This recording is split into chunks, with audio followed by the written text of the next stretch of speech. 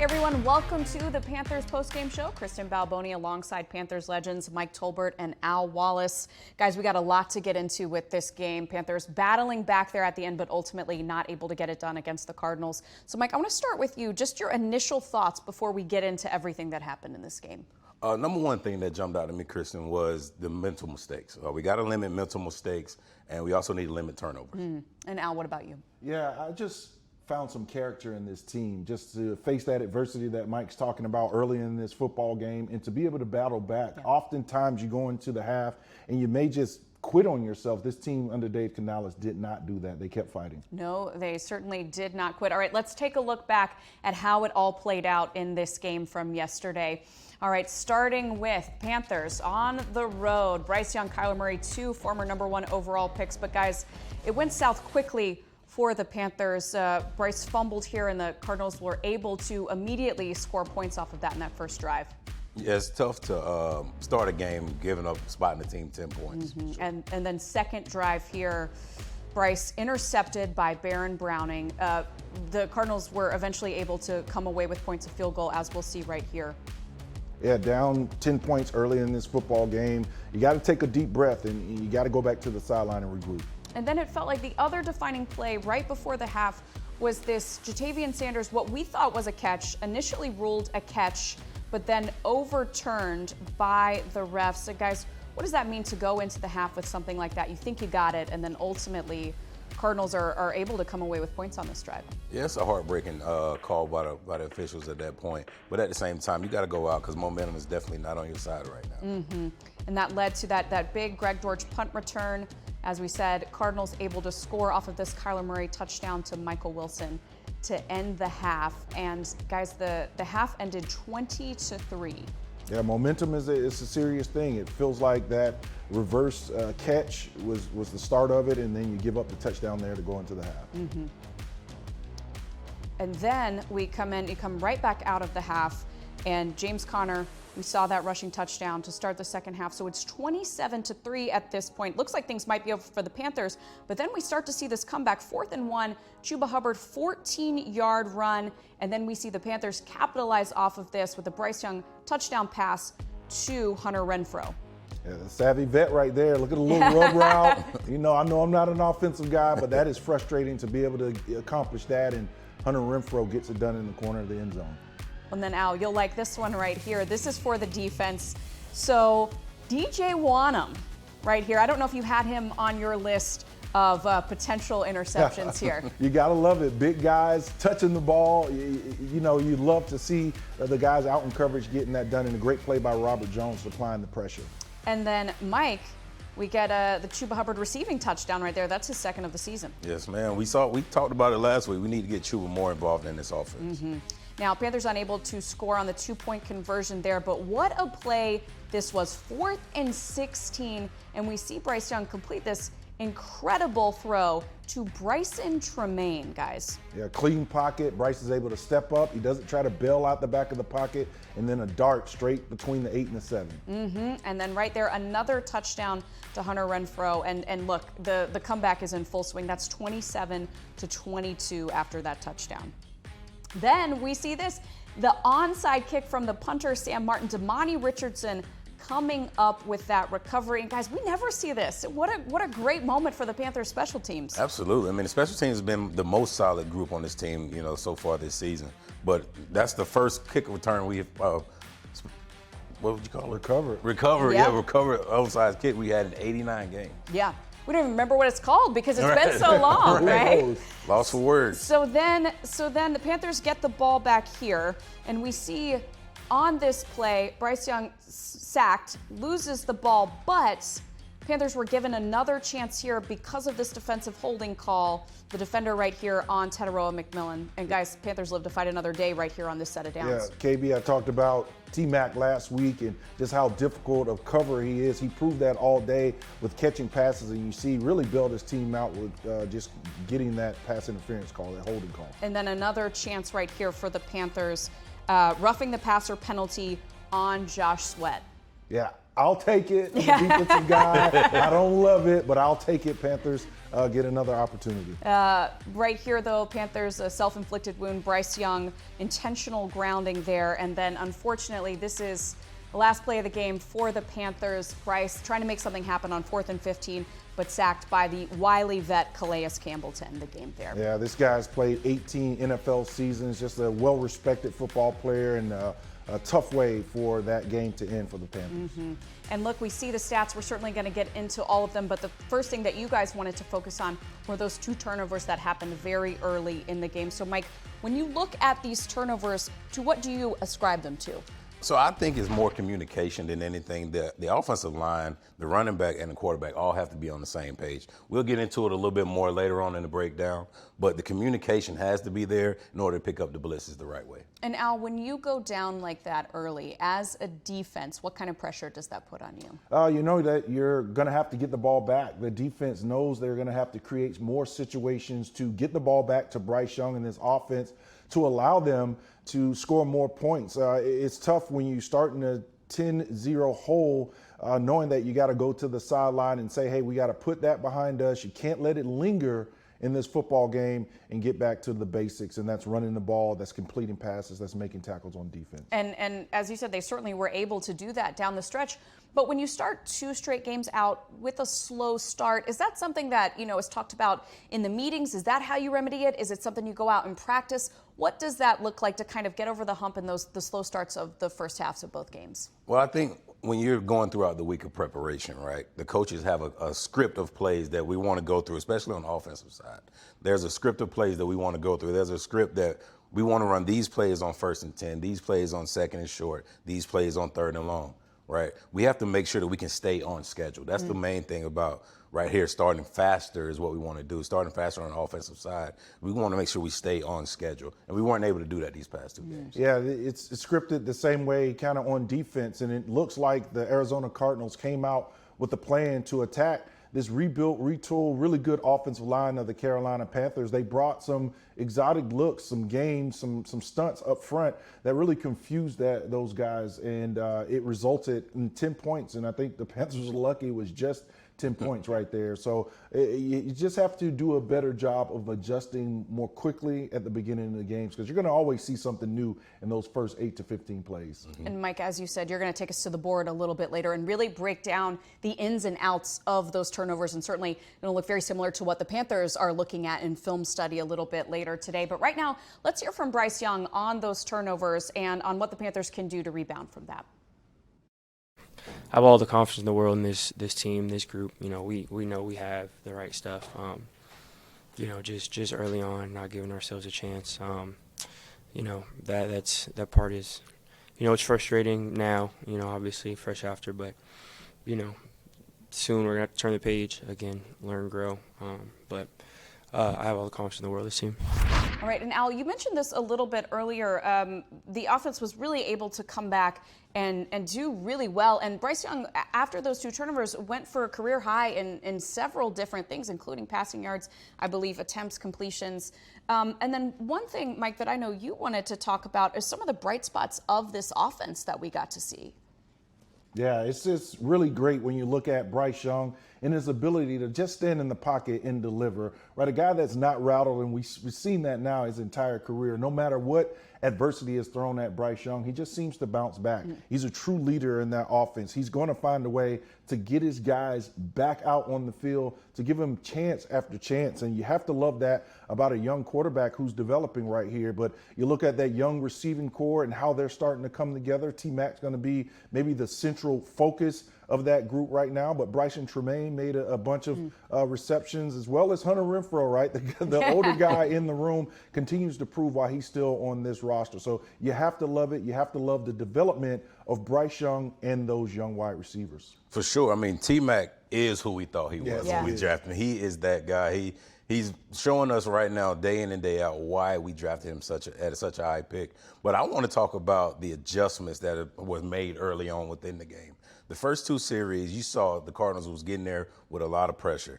Between the coaches and the line and the quarterback, between Bryce, they made adjustments, and the communication was had, and then we started having success. We started seeing success when it came to protecting the run, protecting the quarterback so Bryce can get the ball out of his hands. And then that shows what we can be if we do it the right way. And Mike, I want to ask you about the running game. We saw a lot of, as you said, we saw a lot of bright spots in the passing game. How would you classify the running game in this game here? Well, I think we kind of had to avoid the running game because we got down in such a big hole so early. The ultimate goal of a really good offense, you want to be balanced, right? You want to be able to say, we threw the ball 30 times, we ran the ball 25 times, right? You want to be balanced. But at this point, when you're down 10 points in the first quarter with 5 minutes to go in the first quarter, you have to get the ball in the air because you need to make up ground. And saying that we do have a stud at running back is an understatement. Chuba Hubbard is a guy. Two. Right? I think we got two studs at running back. Yeah. We have some guys in the running back room, but we have to make sure that we stay on schedule, like I spoke about earlier. Yeah, 2 weeks in a row, this running game, the word that comes, or phrase that comes to mind is just, it's dirty, right? It's a dirty running game. It's not the slashing, big home run hitting runs. It's those runs that really take its toll, the body blows, if you're thinking about boxing, that pay off in the fourth quarter. Unfortunately, you fall behind in these football games and you're just not able to stay with it. But Chuba is the real deal. And then, of course, Rico Dowdle, you're looking at another 1,000-yard running back that came over from the Dallas Cowboys. These two guys are going to be a 1-2 punch as this season continues to go on. Well, running game may not have been able to get going in that game, but Al, the run defense, we saw it right there. So first game of the season, Panthers run D gave up 200 yards to the Jags. Yesterday afternoon, 82 yards, which is the fewest allowed in 15 games. So I guess they heard what you said, Al. They heard what I said. It was the teach tape that I brought to the table, but it's going to be so many examples of guys now finding proper run fits. You talk about old number 95 in there in the middle of that defense, being a stud and standing up offensive lineman. It's the little things. It's coachable things. And you knew that coming out of that 200-yard performance that just didn't feel very good week one. And we'll get to the board a little bit later. We'll show you some examples of just how those guys up front set the table for the second level guys, the linebackers and the safeties, to come up and make plays. Kyler Murray's going to do his thing. He's one of the more slippery quarterbacks in the NFL. So you take out that big explosive chunk run he had, and you're going to see a lot of guys playing on the opposite side of the line of scrimmage, fast, furious football, and that's what Coach EJ wants to see.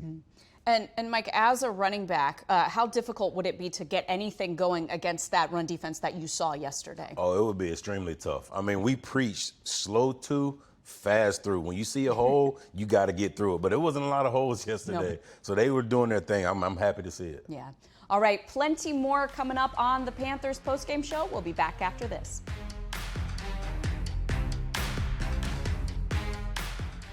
So for me, those first 2-3 series, you have to take care of the run. Now, taking care of the run is a 4-quarter game. Like it ain't, but we're talking about building identities, like starting games. If they're running the ball, is there a tackle for loss, putting them behind the chains to get them back in the pass?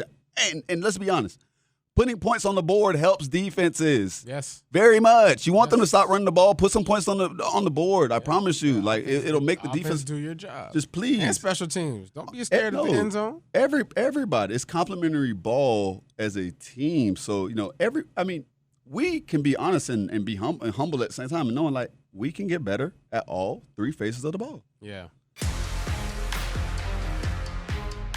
All right, Mike, back on the board here on the post-game show. Carolina, has some things that they can clean up. Certainly, we saw some positives, but talk me through the early game scenarios here in this football game. Right, Al, we're going to hear Coach talk about the mental mistakes and things like that, cleaning it up. But I want to show you the first series right here, 3rd and 7, right? Arizona Cardinals are in what we call a cover 4 shell. Everybody else is on the line of scrimmage here. I want to show you one thing that as a running back, what we're looking at here, so the running back has what we call a dual read, right? So he has number 34, Thompson, on the outside. He also has the linebacker right in the middle. Obviously, the linebacker is mugged up in the A-gap, so we're going to go there first. Give the best option for protection, right? So that means that the line is going here, right, is going here, right? So the center, we see it when we get to the end zone copy. We're going to let that play, right? So Rico steps up. He does a good job. So the center and the left guard have to what we call combo block that, right? The center has to get his eyes through that linebacker to that defensive end to pick up that stunt. Nice and simple. You'll see what I'm talking about here. Rico is here in the middle. These two has this guy right here, that little figure eight. You like that one? All right. These two has this guy. Icky's out here by himself on an island, right? The center just has to get his eyes from here to number 1 all the way out to number 2. All right. We clear that and we'll let that play just a little bit. And then that's an easy pickup, but it's also an easy fix, Al. It's one of those things that you correct in film study, correct in the meetings, but it's an easy fix. You'll see later on in the game, they actually adjusted very well to that same pressure. Now, as we come back here to the second turnover, this is the interception here. By all means, I'm not taking anything off of Bryce. This is still his responsibility, but they're in the same spot right here. So you got 1, 2, 3, and 4 defensive backs. This is still the same cover 4 shell with a different look. Like, this is just different optics for the quarterback here. Now, this is the same defense, just flipped on his head, right? Gotcha. So the blitz is coming from up top, right? So now, as we play it, right, we're going to see, I'm going to show you what I talked about earlier, that dual read, right? The running back has a dual read. Now, this is on the center, and this is on your quarterback as well, right? You see Rico's eyes. Rico's eyes is right here right now, but he also has to look through that guy over here to Buda Baker because he has 2 people. Once again, this guy doesn't come, he has Buda. Buda comes, he doesn't, he has him, right? So now what we want to do as an offensive line, as a quarterback, as a running back, anybody really with the ability to call a play needs to say, hey, Lucy, Ricky. That's shifting the line responsibility to the other side. That way, this center is going to come here now. Now, Rico is going to look to this backer to Buda. Now it makes it a lot easier to pick up, and then that gives us the ability to get the ball out on time. So there you see we had 1 for 2. It makes it a little bit harder to get. Yeah, 2 early game scenarios where communication is the key. Mm-hmm. And the great part about that, Mike, is that those are very correctable things. You can go back to the sideline, the technology with the iPads, exactly, and you can get this done. But we're going to just lock in right here. I just want you to lock in right here. Remember that dog? He was not in this lineup last year. We're going to show you a few clips of where Derek Brown is just back to being the dominant interior defensive lineman that we know. That guy is an absolute man right there. You can see the vision on his eyes. We're going to stop it right here. So in this defense for Ejiro Evero, these guys up front, right, they're going to be asked to do a lot of work. You see they're playing heads-up techniques. They're going to basically be two-gapping a lot of the time in this defense, and they're going to be asked to dominate to allow these guys, right, Roseboom, you see Trevin Wallace to dominate. You're going to see Trayvon Moore come up and play football. That's what he's going to do in this defense. So we're just going to let it play right here, and we're just going to show you Derek Brown, right? Hands, body position, contact violence from Derek Brown. It's why he's an all-pro, all-world, 103 tackles the last time we saw him play significant amount of football on the field here for the Carolina Panthers. All right, we're just going to take this back, right, because we teach a technique, right? You can take on a block. We'll let that go right here. Take on a block, but you can never walk away from a block. You can't walk away from the block. Those guys are going to continue to block you. So what we teach is violence and shedding that block. Watch 95, boom, he makes the tackle, nothing. This defense is good. Everyone, all 10 guys around Derek Brown are going to be better because he's on the field. Again, we'll put him in the mix down here in the red zone for Derek Brown. We'll get it going right there. We'll watch him again, contact. Now we're going to watch the young guy. Watch Trevin Wallace. You've seen him play football. He's probably only in his 10th game as a starting linebacker in the league. But you have guys dominating up front. Just look at those flat backs on the offensive linemen. That tells you that they're getting stoned, that this defense has leverage. Again, Derek Brown making plays. Number 32, Wallace, showing up, making a football play. Then this one may be my favorite right here because last week, Mike, we talked about run fit a lot. We talked about run fit a lot in this defense. And what that means is we all have a place where we fit on the defense that we're responsible for. Those guys are going to take care of the offensive line up front, but we're going to see DJ Wanham, the big guy, got his hands on the ball, right? He's going to come in and spill this play.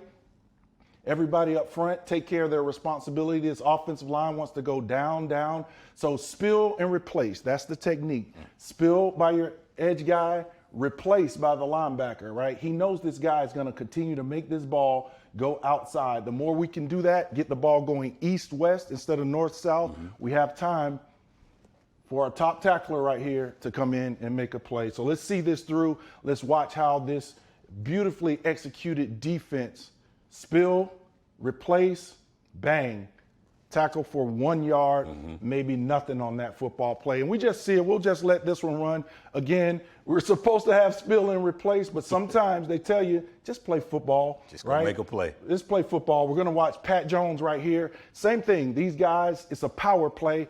Down by these guys, kick out this defensive end. He's going to say, you know what? I'm going to play harder, faster, more physical than the rest of you guys. You got the rookie right there, Nick Scorton. He's coming in. He's making a play as well. So week 1 to week 2, tremendous amount of growth from the Carolina Panthers right there on defense. It's about run fits, about playing fast, it's about being violent, and they got that done. A lot of teachable moments here on tape for the Carolina Panthers. Still some things to clean up, and we'll hear from Dave Canales right now, his thoughts about the week 2 matchup. We got to eliminate the mistakes. 2 weeks in a row, early self-inflicted wounds, and 10 points just like that. Going to the half 20-3, and we got to change our mode. And we're not able to play the complementary football that we're looking for, to be able to mix the runs, the play actions. Turn it into a drop back game. I love our guys. I love that we battled all the way to the end. Nobody quit. Everybody did what they were supposed to do. As we started to close the game, we have to be able to find a way to play that kind of football early on so we can see what we have. I believe in this group. I'm excited about this group and the players we have out there, but it's the mistakes. And I have to take full responsibility of that, first and foremost, for preparing our guys. And we got to get right back to work. All right, guys, so we just heard what Dave Canales had to say after that game yesterday. And Al, it seems like there's going to be some very honest conversations going on today at meetings. Yeah, a lot of leadership, the head coach, they're going to have to go into that locker room and really dig deep and find out who this team is. Well, another bright spot, though, that we wanted to make sure to give some love to this unit. Mike, you said it earlier, the most solid unit so far through these first 2 games, the most impressive special teams. We saw that huge play, the onside kick earlier, but it wasn't just the onside kick. No, so they've been playing well all year long, and I think that's a product of guys is just really into what they have going on. The onside kick, the tackle on the long return by Dortch, all those things make a play. ETN returning, making good plays on the returns. Like, this has been a solid group all year long. You need those guys, right? You make this 53-man roster, and I was one of those guys for 10 years in the NFL. You got to show up in the third phase of football and that special teams. You see a lot of white jerseys right there flying around. You see those guys celebrating with one another. You kind of forget about some of these guys at times, but the kicking game has been really special for Dave Canales and this football team. It sure has. Jonathan Stewart told me one time that you have to be a little crazy to play special teams. I'll sign up for that. Yeah, he's not wrong. All right, let's take a look now at, we always want to keep an eye on the NFC South. So let's take a look at the results from yesterday in terms of what the other teams were doing. So 49ers beat the Saints 26-21, Al. Yeah, you look at San Francisco, of course, Mac Jones getting the start there for Brock Purdy. They're throwing the ball around. Kyle Shanahan is just really good. A little bit more work needs to be done for the Saints and Kellen Moore down in New Orleans, but a tough battle there. And then Falcons coming away with the win against the Vikings. Final score there, 22-6. And that was all defense there for a while, and then the Falcons were ultimately able to break away. I mean, look at those numbers right there. Back and forth game. A lot of field goals early in that football game. The Falcons have always tried or been trying to rebuild. That defense is looking good. I'm just telling you guys, and Mike, you can speak to this. Bijan Robinson is a scary dude, man. He is 100% a special guy. Yeah. I hate that we got to play him twice. Yes. Big praise coming from Mike Tolbert. All right, of course, Tampa Bay not listed right there because they play tonight at Houston. We are going to do the Monday night pick'em here. And guys, no pressure, but you both picked the Bears last week to beat the Vikings. It did not work out. So, Mike, let me start with you in this game. Bucks, Texans, who you got here? Give me the Texans. I love D'Amico Ryans. I like C.J. Stroud. Give me the Texans. Spoken like a true Panther, right? Absolutely. There are no Bucks. Never rooting for anybody in the South. Yeah, as much as it pains me, I like Bucky Irvin.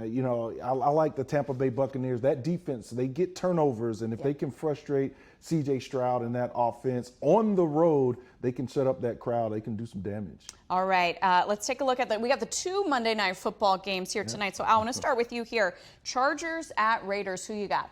For the second time today, I'm going to take the road team, and I'm going to go with the Chargers, and I'm going to take Jim Harbaugh. They look special in week 1. I think they throw the ball now. You know they're going to be able to run the ball, and that defense they'll get after you. So I'm going to go 2 road teams here and pick them. Justin Herbert was throwing that ball Justin all Herbert, over the field last week.